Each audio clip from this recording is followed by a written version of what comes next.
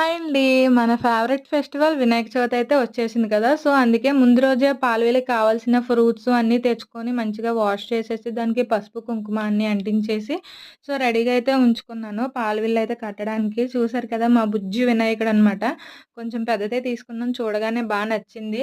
Next పూజకి కావాల్సిన అరటిపళ్ళు, పువ్వులు ఇలాంటివన్నీ ముందే తీసేసుకొని ఉంచుకున్నామనమాట. నెక్స్ట్ అయితే ముందు రోజే పాలవిల్లు కట్టేసుకుంటే కొంచెం నెక్స్ట్ డేకి మనకి కొంచెం పని తక్కువుంటుంది కదా! అని ముందే ప్రిపేర్ చేసేసుకుంటున్నాము. సో, ఇంకా ఫ్రూట్స్ అయ్యి నేను, మా హస్బెండ్ అయ్యి మొత్తం కట్టేసాము పాలవిల్లి. అసలు చిన్న పిల్లలున్న ఇంట్లో పూజలు చేసుకోవాలంటే అది నిజంగా పెద్ద టాస్క్. అటు వెళ్ళనివ్వరు, ఇటు వెళ్ళనివ్వరు అనమాట. ఏ పని అవ్వనివ్వరు చిన్న పిల్లలుంటే. ఒక పక్క మా హస్బెండ్ ఏమో పాలవిల్లి రెడీ చేస్తుంటే, నేను ఇంకొక పక్క సూది దారం తీసుకొని చిన్న దండలా రెడీ చేశాననమాట మామిడాకులతోటి. బావుంటుంది కదా! పాలవిల్లికి మామిడాకులు కడితే. సో, అందుకే ఈజీగా అయిపోతుంది కదా! చూడడానికి కూడా బావుంటుంది కదా! అని మళ్ళీ ఇది ప్రిపేర్ చేశాననమాట. వీడియో నచ్చితే మాత్రం ప్లీజ్ సబ్స్క్రైబ్ చేసుకోండి.